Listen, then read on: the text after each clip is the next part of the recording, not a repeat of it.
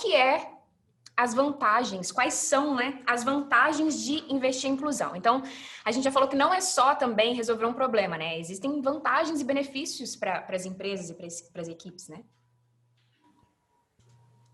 Sim, vantagens,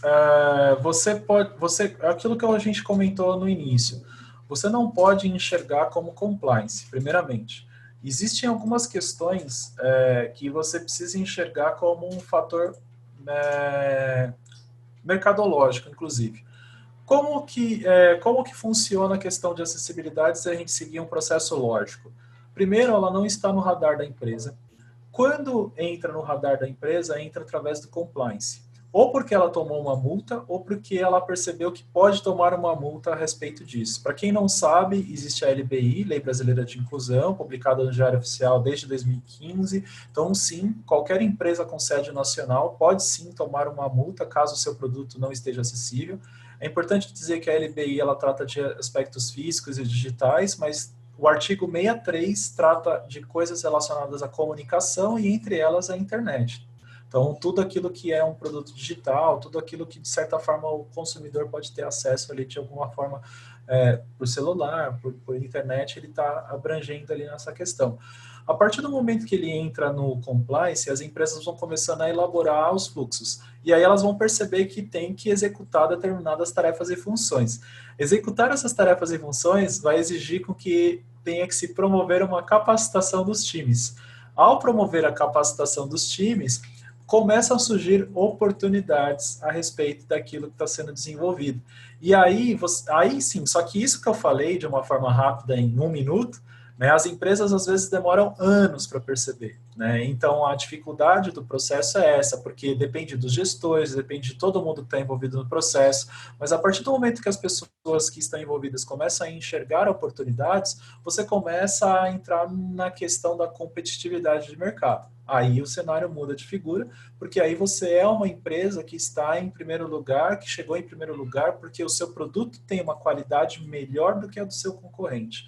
E essa qualidade ela se traduz em diversos aspectos, mas passa pela usabilidade e pela acessibilidade também. É o momento em que as pessoas não precisam da ajuda que a gente havia comentado no módulo anterior.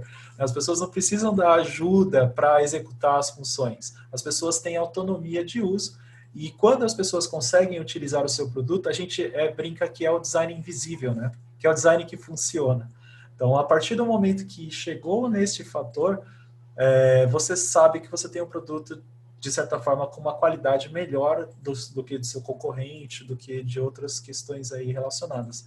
Mas é isso, a importância para a empresa vai muito além do aspecto de simplesmente dar acesso ali para as pessoas com algum tipo de deficiência. Elas serão beneficiadas, mas você tem que olhar o seu fator mercadológico e o ganho que você vai ter com isso, porque você vai vender mais. Basicamente, essa é a questão. É bem isso mesmo que o Salles falou. É uma questão de você ter uma fidelização maior de clientes, você também fazer o marketing social, porque aquilo que a gente já comentou aqui, né? As pessoas não estão mais tolerando empresas, elas querem empresas que têm um posicionamento, né? A favor de inclusão, de diversidade também das pessoas, e quando elas percebem que a empresa tem esse posicionamento, né, que é a questão do marketing social, elas tendem a preferir mais aquelas marcas. É uma forma delas apoiarem, falarem, olha, eu me preocupo com essa causa, então eu vou comprar produtos de empresas que também apoiam, que também têm responsabilidade social e ter essa questão mercadológica que o Salles falou. Quem não quer atingir um público maior? Quem não quer mais clientes? Né? Então, uma grande vantagem de você investir em inclusão é você ampliar ali a quantidade de pessoas que vão estar adquirindo, comprando o seu produto ou serviço, assinando e virando clientes ali da sua marca, às vezes até por um longo período de tempo. Sim, eu já vi algumas pessoas comentando sobre a questão de viabilidade. E aí agora, refletindo aqui sobre o que a gente falou, talvez seja muito a mentalidade na hora de construir ali aquele produto, né? Então, eu já escutei isso várias vezes. Ah, mas é porque não é viável, é porque não dá para fazer. Aposto que vocês também já escutaram muito isso, né? Ah, sim, a gente... O tempo todo. As pessoas fazem um malabarismo muito grande para não pensar em acessibilidade. E essa questão de falar que não é viável parte da falta de conhecimento também, do que é inclusão e do que é acessibilidade.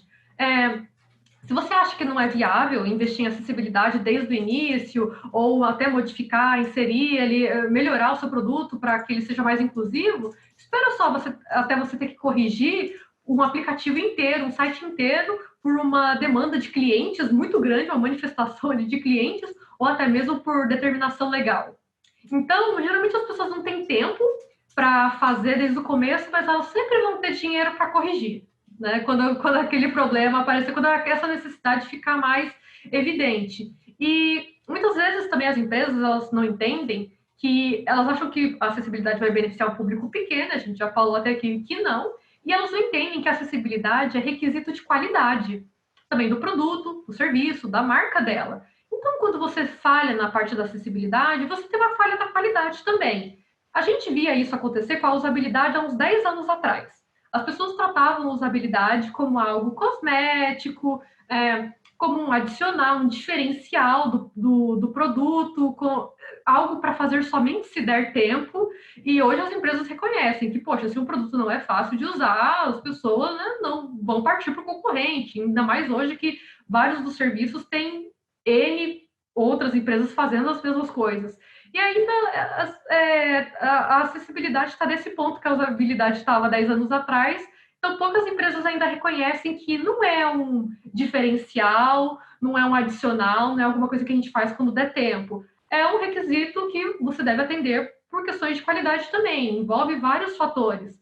E quando as pessoas também falarem dessa questão que não é viável, eu acho que é sempre válido ali dentro da empresa a gente tentar demonstrar algumas coisas com números e simulações. Então, vamos simular o tempo aqui para descrever as imagens das redes sociais que a empresa posta toda semana. Vamos mostrar quanto tempo leva, que muitas vezes vão ser minutos, para ela, ou poucas horas, para ela modificar, fazer pequenas modificações em algumas telas cada semana. Muitas empresas rodam, né, sprints, né, de 1 ou 2 semanas, então ciclos de entrega rápidos. Então, quanto tempo leva para a gente, olha, uma tela por sprint para a gente ir modificando? Olha, isso leva poucas horas, a gente não consegue incluir, a gente não consegue fazer melhorias gradativas aqui no nosso produto, então, será que é inviável mesmo? Então, a gente também tem que ir quebrando essa barreira ali das pessoas, né, e mostrando para elas que as mudanças incrementais e contínuas, elas custam pouco e elas trazem muitos benefícios.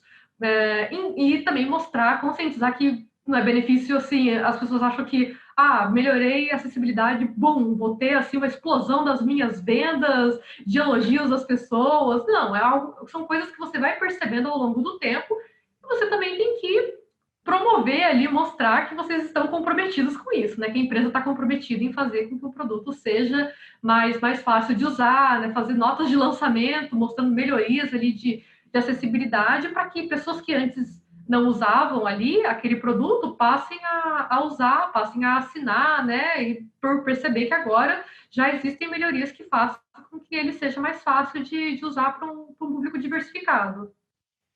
Se a gente for partir dessa premissa também de viabilidade, é engraçado, porque a gente pode trazer isso para o próprio design. Tem muita empresa que ainda não investe em design porque não é viável financeiramente, porque não enxerga um retorno. Então, é engraçado isso, né? E é engraçado porque a gente também usa essa mesma máxima de falar assim, se você acha que o design, como é que fala? O design é muito caro, imagine quando você errar, né? O quão mais caro você vai precisar pagar, né? E eu imagino que na inclusão, né, na acessibilidade seja a mesma coisa. Sim. A questão da acessibilidade é aquele que a gente fala, né? Não é, o Thalita comentou anteriormente, ela não é uma feature que você vai inserir em uma parte do processo, ela tem que fazer parte do todo.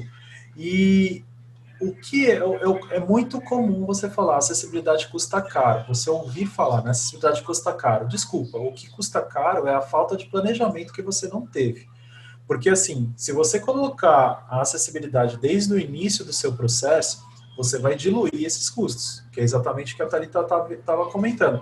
Aonde entra, de fato, o custo, e que, nesse caso, deixa de ser custo e passa a ser investimento. As pessoas que estão envolvidas no projeto, elas não foram educadas com relação à acessibilidade. Os cursos de comunicação, os cursos de tecnologia, cursos de design e afins, dificilmente tiveram professores que falaram de acessibilidade. Se tiveram, falaram bem por cima. Consequentemente, você tem profissionais no mercado que estão entendendo o processo de acessibilidade neste momento. A partir do momento que você tem isso em mente, você vai ter que fazer o quê? Promover a capacitação do seu time, que é o que eu falei no início aqui desse bloco. Você tem que ter uma linha de raciocínio em que não está no radar, você vai promovendo a capacitação das pessoas, enxerga oportunidades. Esta capacitação, ela deve ser enxergada como investimento, não é custo para a empresa. É investimento no seu funcionário, é investimento na qualidade do seu produto. Quando você começa a enxergar desta forma, fica muito mais simples. Então, ou seja, a acessibilidade não custa caro. O que custa caro é a falta de planejamento, a refatoração dos seus projetos, a resolução de problemas e tudo isso que envolve não apenas a acessibilidade, né? Qualquer tipo de correção, qualquer tipo de recal, né, vai custar caro para a empresa. Então, o problema é a falta de planejamento e que não houve pensamento no início. Para fechar esse pensamento, eu lembro dois aspectos fundamentais. Metodologia ágil, né? A Thalita comentou assim, você tem um processo incremental. Então, isso é um mal do designer, tá? Tipo, eu falo por conhecimento de causa. O designer que quer as coisas perfeitas. Só que a gente sabe que o design nunca acaba. A gente desiste do design e parte para outra. Porque enquanto você está olhando para o problema, você vai encontrar coisas para se fazer ali. Então, você sempre vai arrumar alguma coisa para ajeitar. Isso é fato. E a gente precisa ter essa limitação e essas entregas menores, né, para identificar e enxergar evoluções no cenário. Então, se a gente fizer um paralelo com metodologias ágeis, por que as empresas têm uma dificuldade em implementar metodologias ágeis? Eu, lá no Itaú, passei por umas 4 ou 5 evoluções de metodologias ágeis e somente agora que eu estou vendo, de fato, a gente aplicar de verdade. Por quê? Porque houve uma cultura, uma mudança de cultura, existem coaches, existem diversos treinamentos, capacitações, uma série de coisas que a empresa está investindo para que a mentalidade das pessoas mude. Então, isso vai ter que acontecer em algum momento com a acessibilidade também, porque enquanto isso não acontecer, as pessoas vão enxergar a acessibilidade como um problema no meio do processo. Isso aqui está encarecendo, isso aqui está dificultando, isso aqui está atrasando. Então, a partir do momento que enxergar desde o início, vai facilitar. O exemplo da metodologia ágil é esse. Se a gente pegar um paralelo com o design thinking, né, que é o modelo do duplo diamante, que é tão conhecido aí para quem trabalha. A gente tem a questão relacionada à descoberta, à definição, primeiro diamante, ao desenvolvimento e à entrega, segundo diamante. Então, a partir do momento que você percebe, e isso é baseado em relatórios, depois eu também compartilho alguns links para ilustrar, ficar melhor, que a partir do momento que você tem a maior parte das pessoas que estão envolvidas nos projetos no segundo diamante, ou seja, desenvolvendo e entregando, e a gente tem pouquíssimas pessoas, menos de 10% atuando na parte da pesquisa, ou seja, na descoberta e na definição, no research, de fato, você entende por que a gente tem produtos ruins sendo lançados no mercado. Porque você vai ter que fazer o quê? Você está lançando muita coisa, você está fazendo muita coisa, e você vai ter que refatorar muita coisa porque não houve pesquisa necessária no início do processo. A partir do momento que você equaliza as funções e você tem a pesquisa com o mesmo patamar de importância do fazer, né, da entrega, aí você começa a ter produtos melhores. Algumas empresas já perceberam isso e têm se destacado no mercado, outras ainda estão patinando.